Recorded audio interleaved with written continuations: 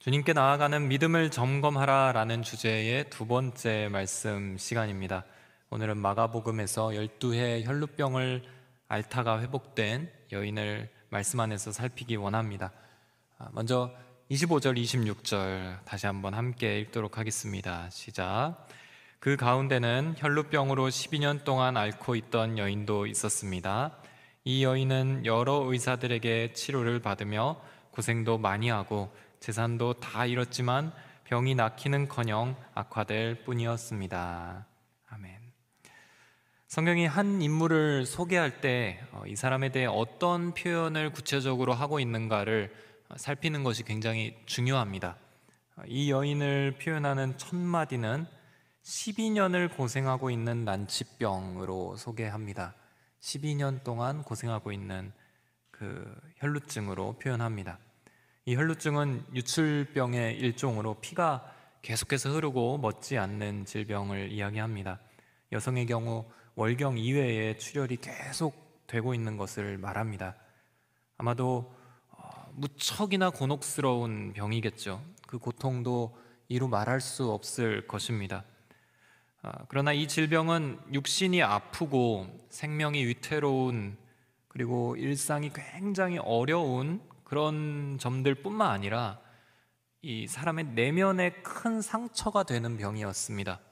왜냐하면 이 병은 율법에서 부정하다고 여기는 그 병이었기 때문이었습니다.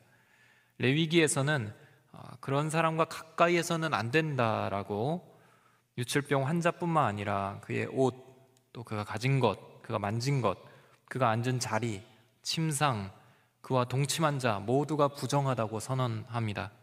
오로지 이 출혈이 멈추고 7일이 지난 후에 속죄제를 드리고 나서야 정결하게 된다고 선언하고 있습니다. 이 병을 무려 12년 동안 앓고 있었습니다. 아마도 이 긴 고통의 시간을 성경이 분명하게 또 일부러 표현한 것 같습니다. 하나님의 완전수라고 하면 3이죠. 그리고 인간의 숫자는 그 다음입니다. 4입니다. 그것을 곱한 이 12라는 숫자를 성경은 부로 보여줍니다. 이 땅에서 완전한 고통의 긴 시간을 고통받아 왔다는 것을 보여주는 그 숫자입니다.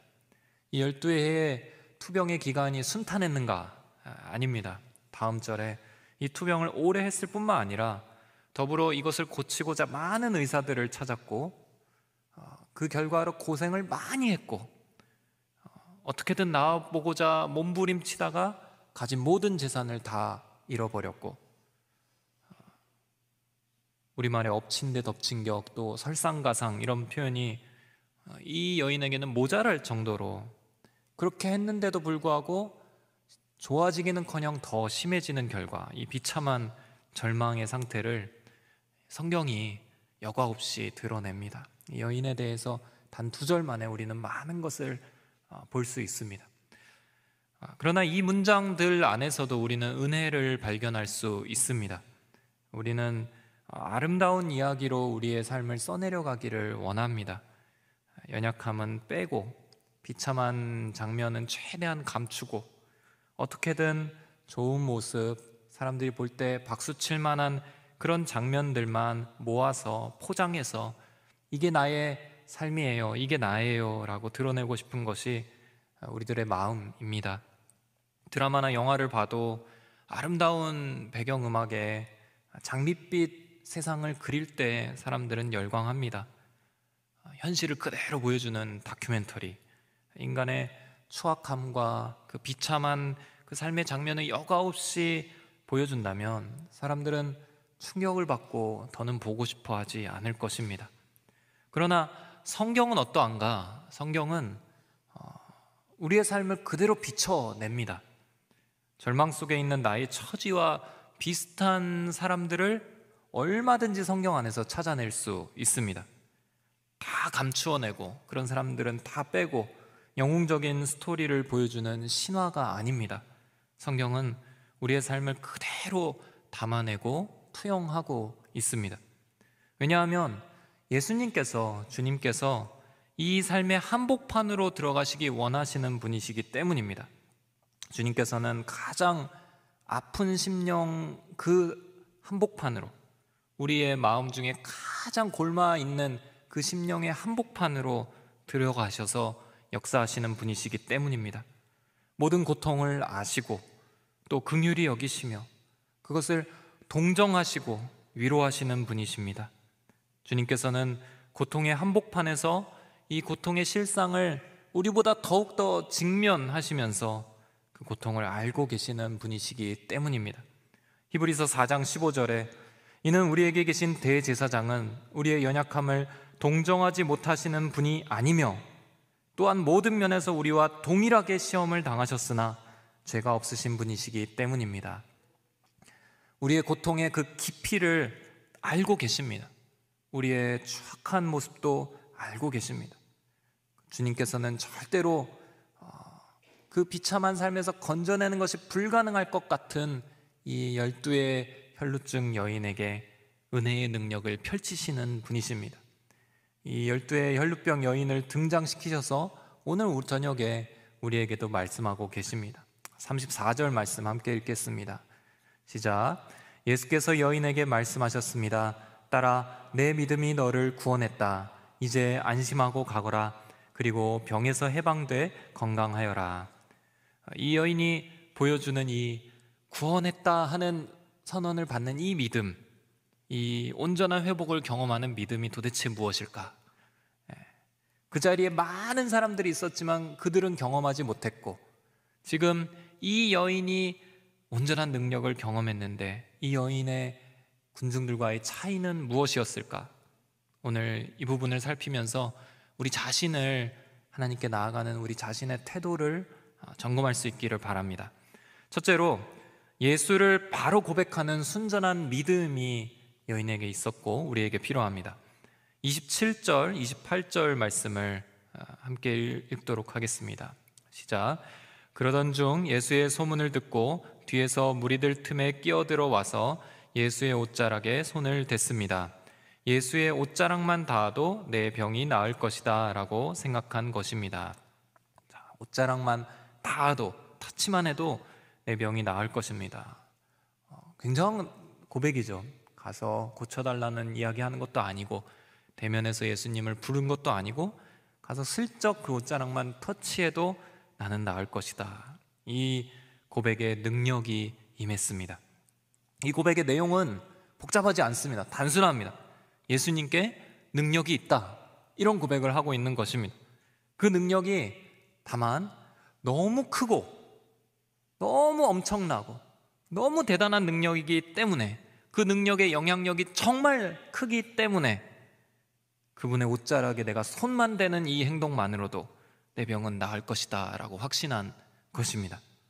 내가 아무리 절망과 아픔의 그 세월이 길고 그 고통이 극심했고 내 재산을 다 탕진할 정도로 모든 방책을 찾아도 효과를 보지 못했지만, 오히려 병은 더 저주같이 나를 더욱더 위중하게 만들었지만, 나는 예수 안에서 소망을 발견할 것이고 그분의 능력에 나의 믿음을 두겠다라고 결단을 하는 것입니다. 한마디로 이야기하면 예수님이 내 상황보다, 내 병보다 크다, 이렇게 고백하고 있는 것입니다. 여러분, 이 고백이 있으신가요? 예수님이 나의 지금 절망적인 상태보다 큰 분이시다. 이 고백이 저와 여러분들 안에 있기를 축원합니다. 참으로 이 고백이 온전할 수 있기를 바랍니다. 찬송가 407장에 구주와 함께 나 죽었으니 라는 찬송이 있습니다. 가사가, 4절 가사가 이러합니다. 내 몸의 약함을 아시는 주, 못 고칠 질병이 아주 없네. 괴로운 날이나 기쁜 때나 언제나 나와 함께 계시네. 언제나 주는 날 사랑하사 언제나 새 생명 주시나니 영광의 그날에 이르도록 언제나 주만 바라봅니다. 못 고칠 질병이 아주 없네. 어떠한 질병도, 어떠한 상황도, 어떠한 어그러진 상태도 못 고칠 것이 아주 없다는 그 고백을 우리가 할 수 있기를 바랍니다. 목사님, 아는데요, 아는데 잘 안 돼요, 이러시는 분 많으시죠? 내 병이 너무나 커 보입니다. 내가 가진 이 절망적인 상황은 예수님보다 더 커 보이는 게 솔직한 마음이에요. 주님께서 고쳐줄 거라는 확신이 잘 들지 않습니다. 이렇게 말씀하실지 모르겠습니다. 저에게도 크진 않고 일상에 지장을 줄 정도는 아니지만 태어날 때부터 모태로부터 받아서 안고 있는 만성질환이 하나 있습니다. 이것을 하나님이 과연 고쳐주실까? 이런 생각이 잘 들지 않습니다. 늘 제 곁에 있었기 때문에, 늘 이것 때문에 병원을 다녔기 때문에. 그럴 때면 어떻게 하는가? 예수님을 보는 겁니다. 예수님을 바라보는 거예요. 예수님을 깊이 묵상하는 겁니다. 믿음의 주이시잖아요. 정말 믿음의 주관자이시고 믿음의 주님이시고 믿음을 우리에게 주시는 그분이시잖아요. 그분을 계속해서 생각합니다. 그리고 저 자신에게 선포하는 건 그분이 누구이신가? 너는 그분을 누구라고 고백하고 있는가? 그분은 그리스도 왕이시다. 이 고백을 제 자신에게 하는 겁니다. 사랑하는 성도 여러분, 이 여인이 어디서 이 믿음을 갖게 되었을까? 27절에 힌트가 나오는데요. 27절에 이렇게 시작합니다. 그러던 중 예수의 소문을 듣고, 예수의 소문을 들었다, 이렇게 나옵니다. 지난주에 살핀 이 로마의 백부장 있었잖아요. 하인에게 병이 들어갔고 예수님께 찾아가서 여기까지 오실 필요 없습니다. 말씀만 하시면 내 하인이 나을 것입니다. 이렇게 고백해서 예수님께 칭찬을 받았던 그 로마의 백부장도 똑같은 표현을 합니다. 누가복음에 예수의 소문을 듣고 왔다고 나옵니다. 예수의 소문을 듣는 게 너무 중요한 거죠. 이 소문이 중요합니다. 우리에게 이 소문은, 이 소식은 믿음을 주는 통로가 되기 때문입니다. 어떤 소문인가? 예수에 대한 소문입니다. 예수님이 기적과 능력을 보이셨다더라. 이 소문을 듣는 겁니다. 성경을 통해 그 말씀을 듣는 거죠. 그분이 말씀하시는 것은 권세 있는 하나님의 말씀인 것 같았다. 이런 소문들이 유대 사회에 지금 퍼져 있고 그 소문을 들은 겁니다. 이 소문을 들은 백부장과 오늘 살펴보는 이 혈루병 여인은 매우 이 소문을 듣고 매우 중요한 결론에 도달하게 되는데, 그것은 이분은 그리스도이시다라는 결론입니다. 우리가 그토록 기다려온 메시아, 다윗의 자손으로 오실 하나님의 약속된 왕, 하나님의 아들, 하나님이 보내신 분, 그분을 통해 하나님의 능력이 반드시 이 땅 가운데 나타날 것이라는 하나님의 본체, 그분이 지금 우리 동네에 오고 계시다, 이 확신에 이르는 것입니다. 이 들음과 이 고백의 능력이 있습니다. 믿음은 예수 그리스도에 대해 들을 때 주어지게 됩니다. 로마서 10장 17절에 그러므로 믿음은 들음에서 나고 들음은 그리스도의 말씀에서 납니다. 이 들음을 통해서 우리에게 믿음이 주어지게 됩니다. 믿음은 말씀을 들을 때 옵니다. 따라서 우리에게 이 구원에 이르는 믿음, 내게 회복을 줄 수 있는 그 믿음이 우리에게 정말로 절실하다면 여러분, 성경을 펼치시기를 바랍니다. 그리고 예수님에 대해 적혀진 부분을 찾으십시오. 읽으세요. 그리고 결정하는 겁니다. 이 사실을 나는 진실로 내가 받아들일 것인가, 아니면 오늘도 나와 관계없는 그저 좋은 교훈의 말씀 정도로 흘려보낼 것인가, 이걸 결정하는 겁니다. 이게 나에게 중요한 나의 고백이 되는가. 말씀은 예수님을 무엇이라고 선언하는지 몇 개를 말씀드리겠습니다. 이걸 보면서 여러분들은 여러분이 그렇게 고백하고 있는지를 점검하시기 바랍니다. 로마서 1장 3절 4절 말씀, 하나님의 아들에 관한 것입니다. 그분은 육신으로는 다윗의 후손으로 나셨고 성결의 영으로는 죽은 자들 가운데 부활해 능력 있는 하나님의 아들로 인정되셨으니 바로 우리 주 예수 그리스도이십니다. 예수님에 대한 표현이죠.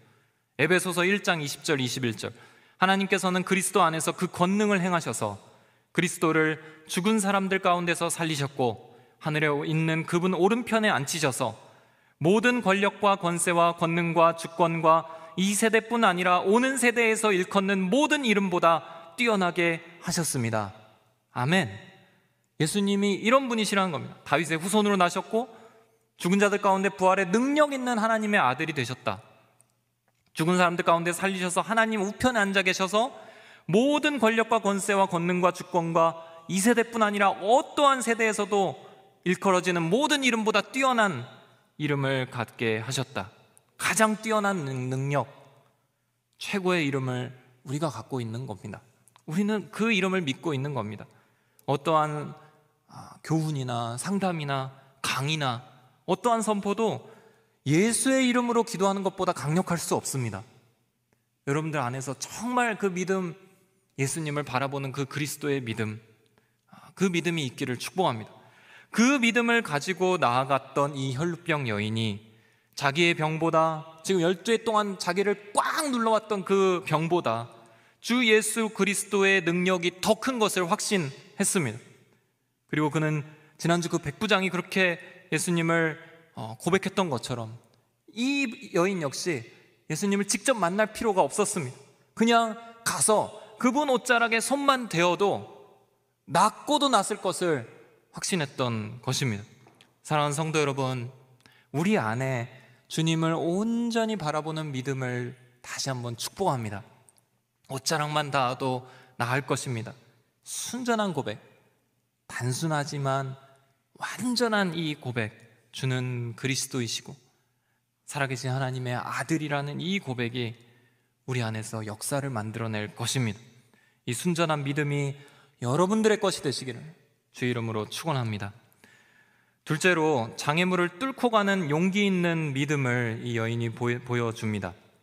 믿음은 우리 안에 이렇게 갇혀 있는 것이 절대 아닙니다. 이 믿음의 성격은 갇혀 있지 않습니다. 잠잠히 머물러서 소극적으로 있게 하지 않습니다. 믿음은 우리에게 기관차 같은 거예요.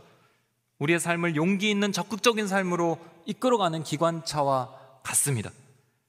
순전한 믿음을 갖고 충만한 그 마음은 적극적이고 긍정적인 내면과 마음가짐으로 우리를 이끌어 갑니다.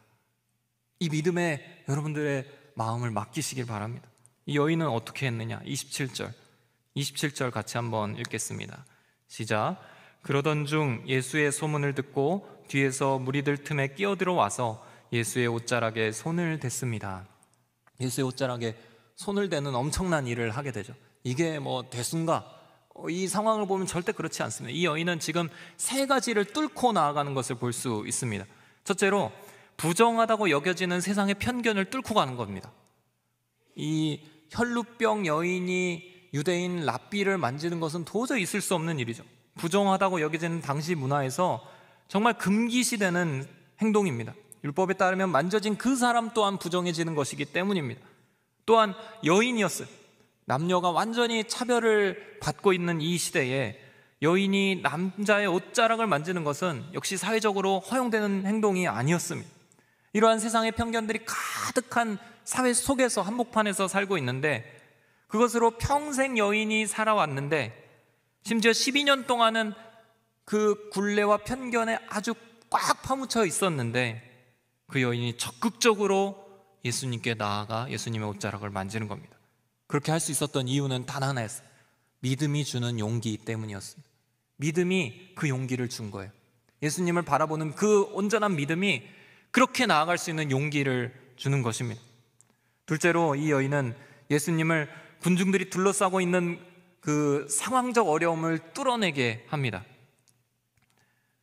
지금 예수님께서는 많은 군중들과 함께 어딘가로 가고 있어요. 이 전후 문맥을 보면 회당장 야이로의 딸을 고쳐주기 위해서 가고 계십니다. 바쁘게 이동하세요. 왜냐하면 이 야이로의 딸이 거의 죽어가고 있었기 때문에.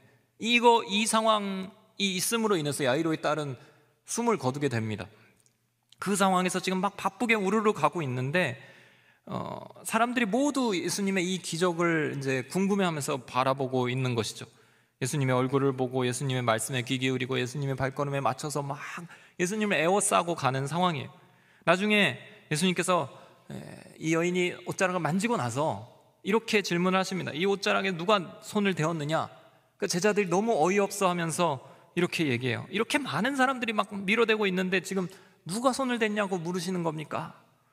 이렇게 대답한 것만 봐도 지금 예수님 곁에 얼마나 많은 사람들이 있고 이 군중들이 얼마나 많은 인파를 이루고 있는지를 볼 수 있습니다. 그리고 이 예수님께 나아가 옷자락을 만진다는 것은 굉장히 애를 쓰는 것을 우리는 알 수 있습니다.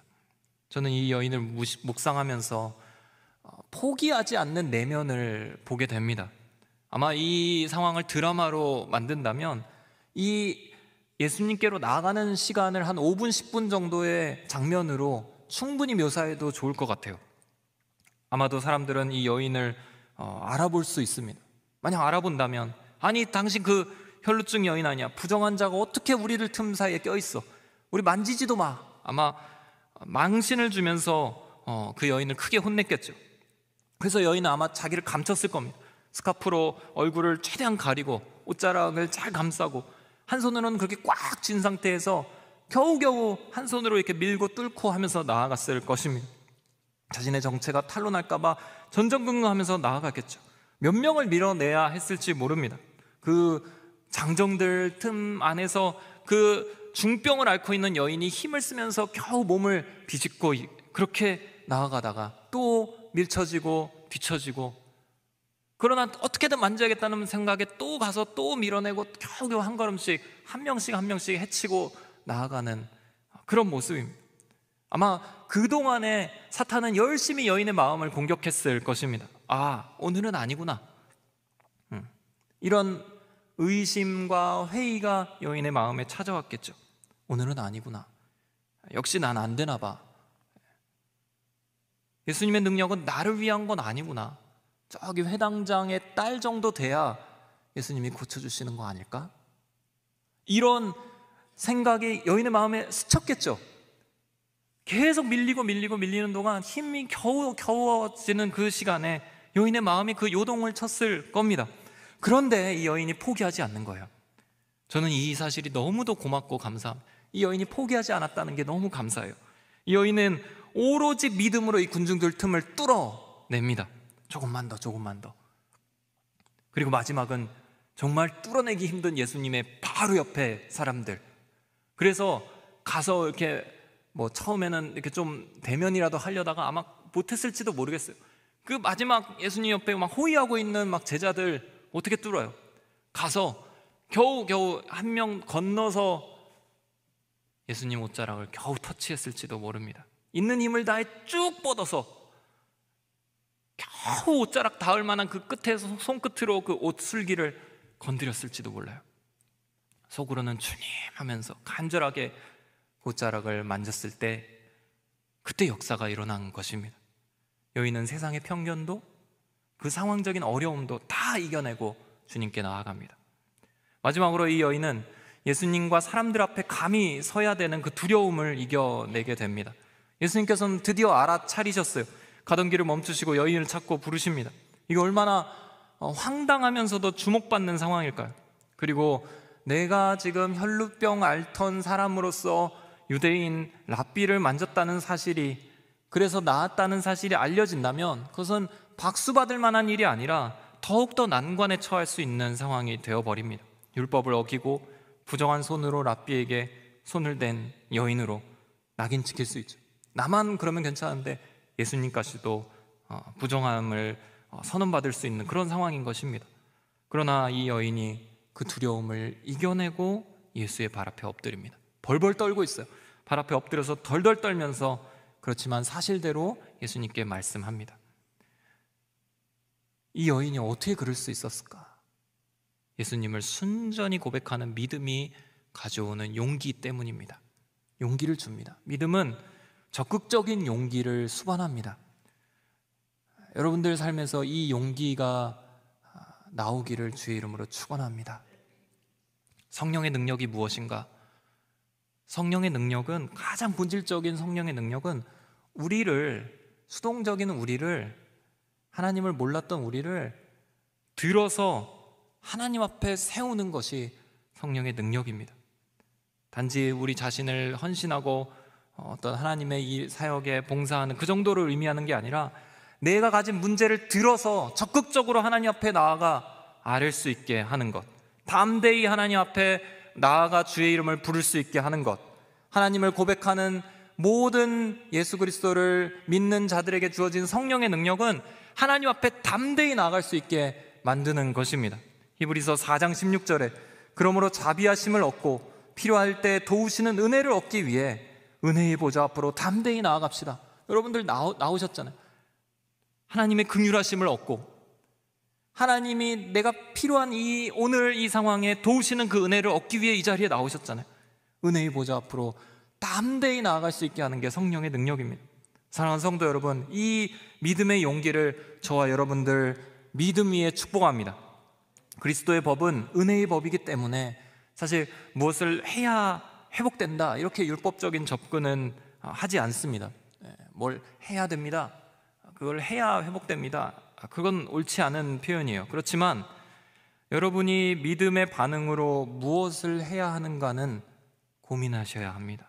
고민하고 결단하고 실천하셔야 돼요. 가만히 있지 않아요. 믿음은 여러분들을 기관차처럼 뭔가로 이끌어 갈 겁니다. 감사일기 많이들 회복사역에서 강조하는데 여러분들 안에서 감사의 제목들을 찾아서 하루에 몇 개씩이라도 일기를 써보십시오. 달라집니다. 회복됩니다. 하나님께 정기적으로 예배를 드리는 것, 그 안에서 나의 마음과 몸을 들여서 하나님 앞에 나아가는 것, 회복의 길입니다.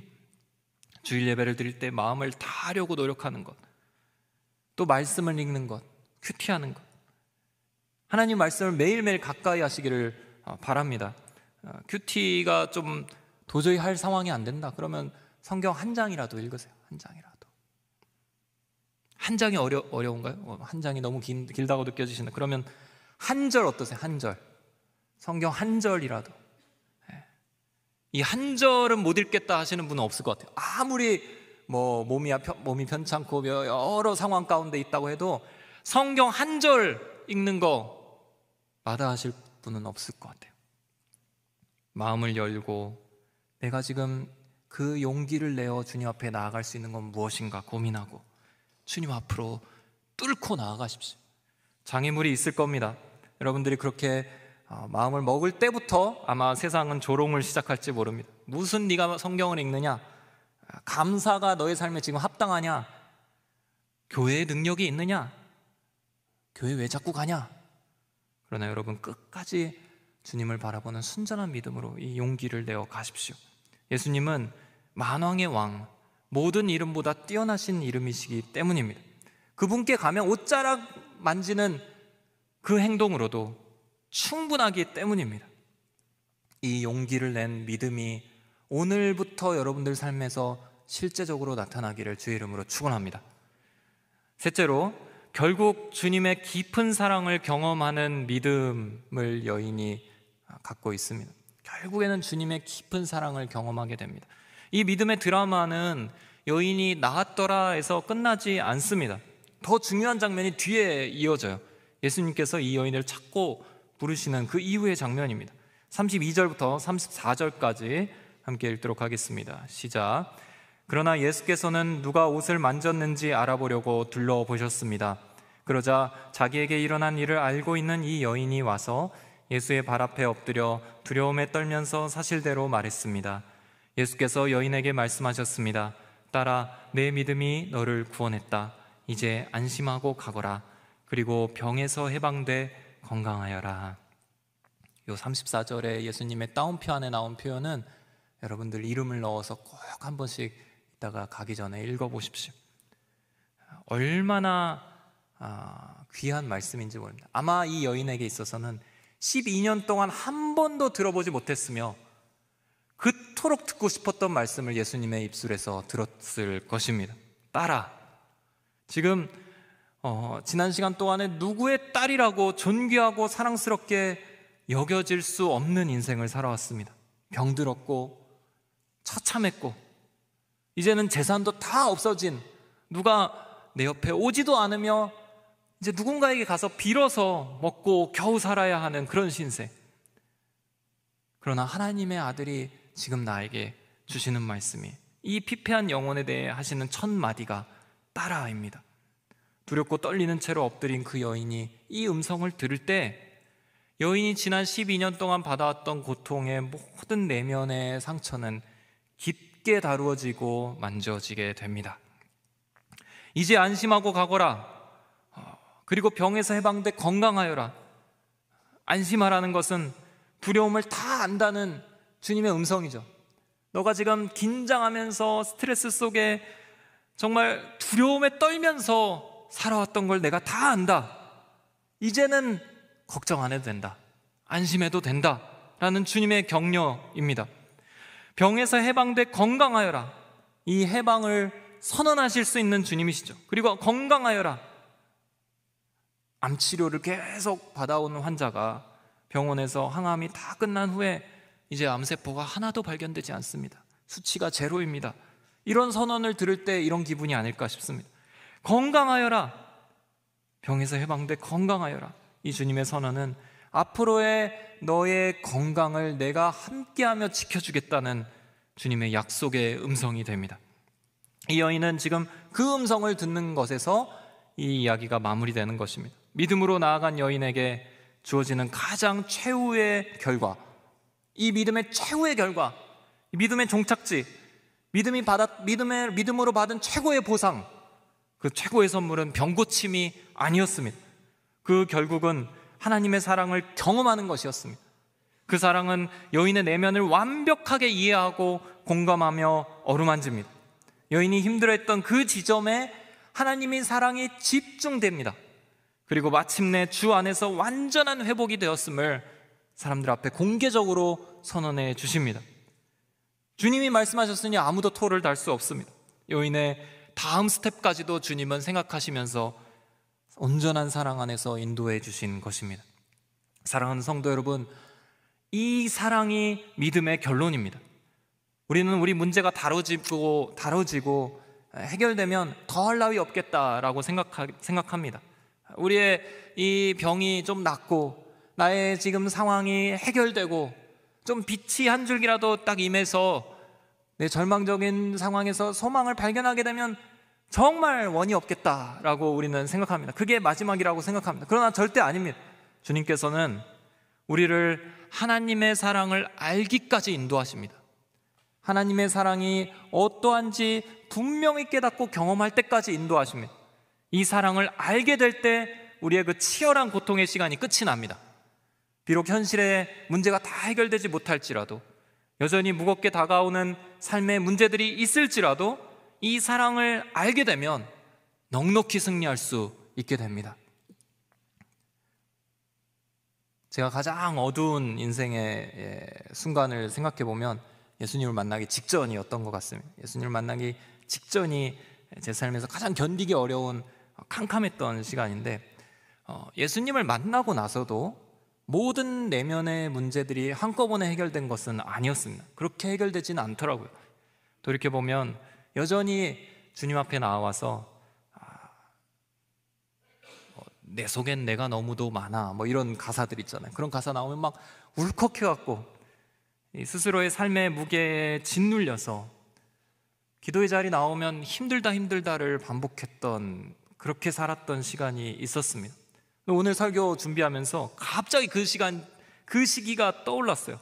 예수님을 만났는데 여전히 내 삶의 무게에 힘들어서 삶의 그냥 기도의 자리에 나와서는 계속 넋두리 하고 있는 거예요.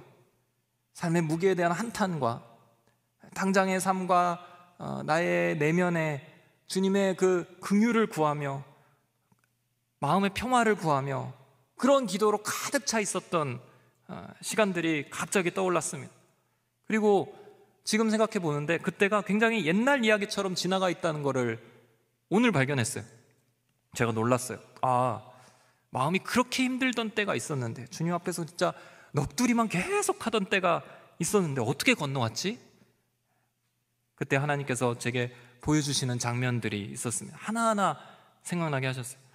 제가 눈물 흘리면서 본당에서 기도할 때 제 머리를 쓰다듬어 주셨던 장면, 제가 삶의 자리로 돌아가기가 너무나 두렵고 힘들어서 그냥 이 자리에서 그냥 계속 일어나지도 못하고 계속 앉아서 기도할 때 주님께서 내가 함께 가마 라고 말씀해 주셨던 순간, 제가 하나님 저를 사랑하시는 게 맞나요? 라고 절규하면서 부르짖을 때 십자가의 사랑을 다시 한번 보여주신 것, 하나님의 그 아버지 사랑을 깊이 알고 깨닫게 하시고, 시편 23편에 나오는 여호와는 나의 목자시니 내가 부족함이 없으리로다, 이 말씀 붙잡고 계속 울면서 기도했을 때 하나님께서 주셨던 은혜들, 삶의 길이 어디로 가야 될지를 몰라서 물을 때 하나님의 약속을 보여주셨던 것, 이 한 장면 한 장면이 떠올랐어요. 그렇게 그 장면들로 버텨온 거구나. 그 한 장면 한 장면이 저를 깊이 만지고 회복하고 다루고 있었구나. 그리고 그 시간을 지나왔습니다. 지나고 나니까 하나님의 그 깊은 사랑을 제 삶에 경험적으로 고백할 수 있는 은혜가 주어졌어요. 빼앗기지도 않는, 무엇과도 바꿀 수 없는, 의심할 수도 없는 하나님 사랑의 굵직한 흔적이 제 삶에 분명하게 남았습니다. 여전히 인생의 파도는 그대로예요. 어쩌면 지금이 더 어려운 것 같아요. 삶의 이 현실적인 순간으로 보면 사실 살면서 파도의 세기는 점점 더 강해지는 것 같아요. 그러나 하나님의 사랑은 그 어떤 파도보다 더 큽니다. 하나님의 사랑은 그 어떤 절망적 상황보다 더 크다는 것을 의심치 않고 확신합니다. 사랑하는 성도 여러분, 이 사랑이 우리에게 있습니다. 이 여인의 이후를 한번 생각해 볼까요? 이후에 어떻게 했을까? 아마 어려움이 없었을까? 아니죠. 지금 보면 재산이 없는 여인이잖아요. 이제 몸만 겨우 건강해질 뿐이었습니다. 이제 처음부터 다시 시작해야 했겠죠. 여전히 밥 걱정을 해야 될지도 모르고, 여전히 삶의 두려움 속에서 또 어쩌면 그 편견에 사로잡힌 사람들의 손가락질을 계속 받으면서 살았을지도 모르겠습니다. 그리고 이 여인은 나중에 병에 걸렸겠죠. 그리고 죽었겠죠. 아니면 어쩌면 그리스도인으로 교회의 일원이 되어서 어쩌면 순교했을 수도 있죠. 그러나 이 죽음이 왔을 때조차 이 여인의 모습은 우리가 충분히 상상할 수 있습니다. 이 여인은 귀한 사랑하는 딸이라는 그 정체성을 갖고 언제나 믿음으로 승리하며 감사와 찬양으로 나아갔을 것입니다. 우리에게 이 여인의 믿음과 회복이 있기를 축복합니다.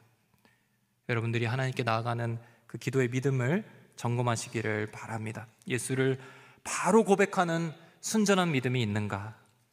장애물을 뚫고 갈 수 있는 용기 있는 믿음이 있는가? 결국엔 주님의 깊은 사랑을 경험하는 그 믿음의 길을 내가 신뢰하고 있는가? 이 믿음이 우리의 것이 되어 삶 가운데 참 회복을 경험하고 하나님을 알게 되고 기쁨과 감사로 나아가시는 저와 여러분들이 되시기를 주의 이름으로 축복합니다. 함께 기도하기를 원합니다.